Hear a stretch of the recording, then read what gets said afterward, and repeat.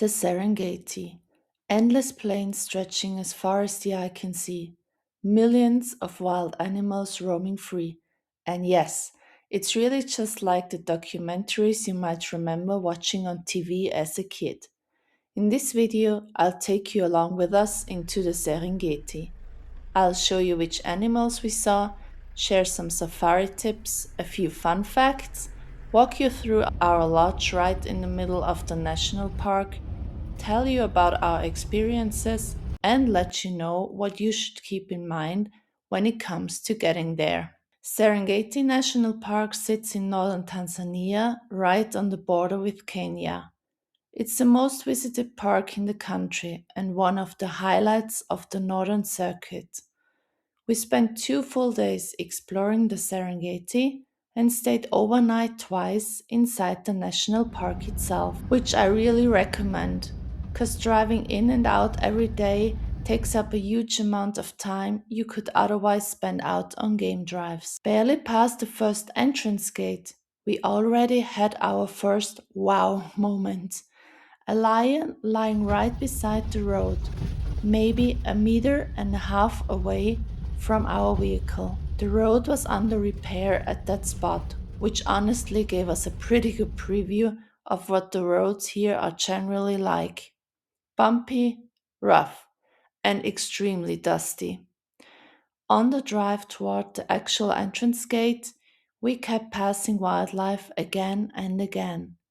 The landscape shifted constantly too, from completely dry, dusty stretches to lush, green patches with waterholes tucked in between. Normally, game drives happen early in the morning or later in the evening when it's cooler and animals are more active. But the Serengeti is so packed with wildlife that we spotted plenty of animals even around midday, including this one lazy lion just lounging around. There are roughly 3,000 lions living in the Serengeti, and it turns out they spend up to 20 hours a day resting and sleeping. Their roar, though, can carry up to 8 kilometers, so you definitely know when one's nearby. Zebras are everywhere here, literally by the thousands. We gotta watch a group of them at the waterhole coming down to drink, completely unaware they were being watched by the eyes of a massive crocodile lurking just below the surface.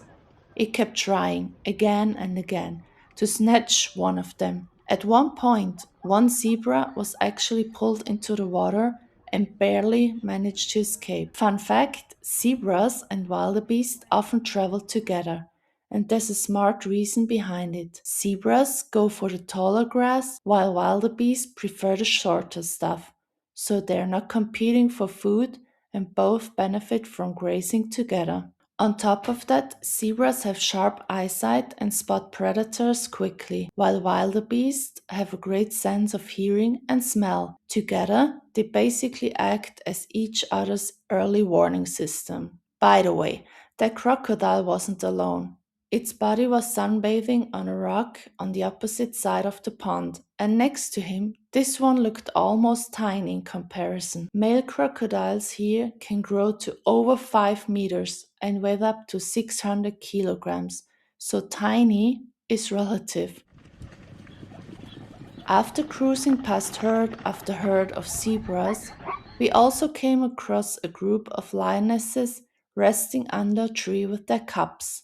It was such a special, almost surreal moment to witness, but we made sure to move on quickly so we wouldn't disturb them. Further along, we spotted a few more lionesses hiding out in the tall grass, and at one point, I even managed to spot one fast asleep up in a tree, which was a really cool find. We were exploring the southeastern part of the Serengeti, and the scenery kept transforming. In some areas, the soil was a deep red, almost like what you'd see in the Kalahari, and right next to it you'd find the more typical sandy, brownish tones of the savanna. Just like in Tarangire National Park, we also crossed paths with a cheetah here. If you haven't seen it yet, our Tarangire video is in the Tanzania playlist. In that one, we watched a mother cheetah hunting alongside her cubs. This cheetah, though, had already taken down an antelope, and right after that, we got incredibly lucky and spotted my personal favorite animal, a leopard. Sightings like that don't happen too often since leopards tend to be quite shy and elusive. This one looked absolutely worn out, having just dragged a warthog all the way up into a tree. It wasn't until later that we even noticed that warthog was there. I was so completely fixated on the leopard itself. Something else we ran into a lot on our drives were giraffes, usually hanging around near trees and bushes where they could reach the leaves. Here's a fun fact for you. A giraffe's tongue can grow up to half a meter long and is extremely muscular, which helps them grip and pull leaves off branches. That distinctive blue to black coloring on the tongue actually comes from melanin, and it's believed to help protect against sunburn all those hours of feeding in direct sunlight. We also spotted warthogs pretty regularly along the way. They usually stick together in small family groups, a father, mother, and their young trotting along together. There are said to be around 7,000 elephants living in the Serengeti. During our stop at the visitor center inside the park, we learned some genuinely fascinating facts. An elephant's trunk contains around 40,000 individual muscles, and they flap their large ears constantly to help release excess body heat and stay cool. I should mention, we weren't out at the Mara River, so we didn't witness the Great Migration in person, that massive, dramatic crossing where thousands of wildebeest pushed their way through the river. Timing wise, it simply wasn't feasible for us, and honestly, it can get pretty chaotic and stressful to witness anyway. Even so, we saw an enormous number of wildebeest on our own, plus zebras at the waterhole being targeted by a crocodile. Basically, the same kind of dramatic scene you'd expect from a wildlife documentary. The drives themselves take a long time, and getting to the Mara area would have added several more hours of pure driving on top of everything else. That said, you happily put up with the long hours in the car, because on the way to each new national park, you already get treated to so much incredible wildlife and breathtaking scenery along the route. Smaller creatures made appearances too. We saw monkeys and tortoises scattered throughout Serengeti National Park. And no matter which direction we drove, we kept running into animals calmly grazing right by the roadside, often strolling across the road in their own time without a hint of urgency.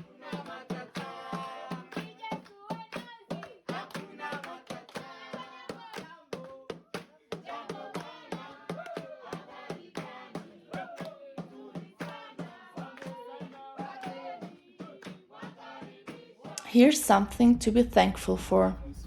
There's no such thing as smell o vision because what you're looking at here is basically hippo dung and sludge everywhere. It reeks to heaven, but the hippos themselves couldn't care less. Those shapes that look like rocks poking out of the water are actually a whole group of hippos. There's even a well known spot nearby called the Hippo Pool, one of the local highlands, located just a short distance from our tented camp. And the best part is, you're actually allowed to get out of the vehicle there. As dumb as it sounds, hippos are surprisingly not very bright, which also makes them dangerous. They mark the path to their feeding grounds with their own dung, since they can't really remember the route otherwise. And they basically sniff their way along. Anything that happens to be in their path gets trampled without hesitation. On the way back to the lodge, we also spotted a Dik-Dik, a tiny and very shy species of antelope that's easy to miss if you're not paying attention.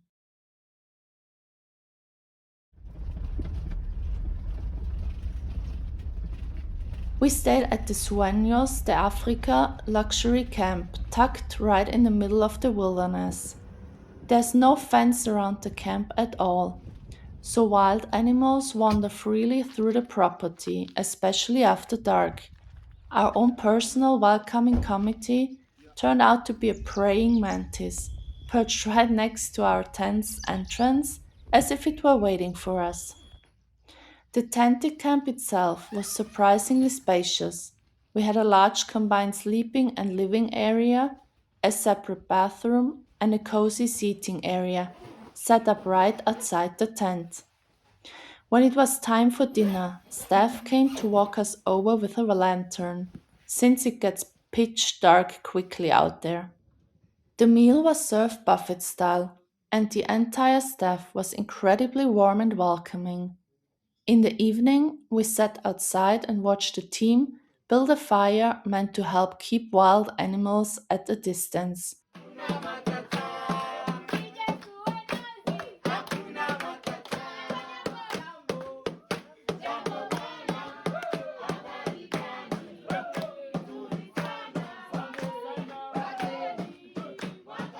Even hearing all sorts of animal sounds throughout the night, I genuinely felt safe the whole time.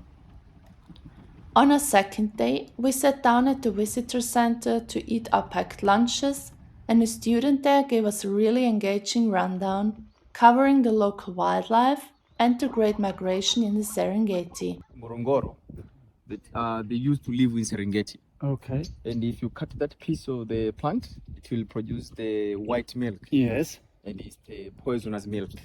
Poison. Okay. If your brown eye is gonna be blind. 3, 4, 5, 6 teeth. Okay. Okay. So 6 times 6, 36. The number of teeth of an elephant. You can see some other sets over here inside. Yeah. So these are the air pockets or air cavities. Its main function is for sound amplifier, but also for balancing the weight of the head. And this is the whole of the trunk, where the trunk is located, and here's where the tusk, the ivory is located. One thing we saw the option for, but ultimately skipped due to time constraints, was an early morning hot air balloon ride over the plains.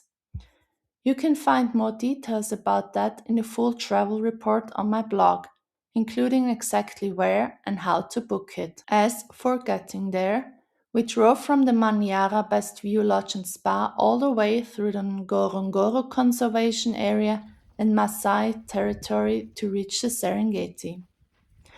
The drive took roughly 5.5 hours in total, since the majority of the route runs along gravel roads. From the entrance gate at the edge of the Serengeti to our tented camp, the pure driving time was still another hour and 10 minutes on top of that. On the way in, though, we treated that stretch as its own mini game drive and ended up seeing a ton of wildlife along the way. Essentially, 4 out of the big 5 already checked off before we even properly started. The one animal we didn't end up seeing in the Serengeti itself was the rhino, though we did catch sight of those later on in the Ngorongoro crater. During a safari like this, you really do end up spending a huge amount of time in the car. If that's not your thing, there's also the option of fly-in safaris, since airstrips are located near most of the national parks and protected areas.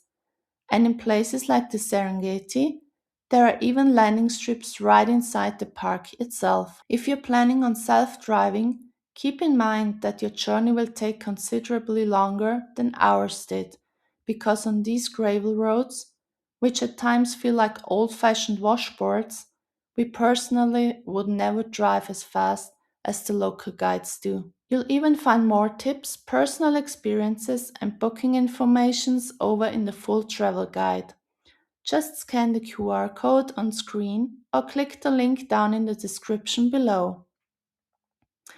If this video was helpful or you simply enjoyed watching, I'd really appreciate a like and feel free to subscribe to my travel channel and hit the bell so you don't miss anything.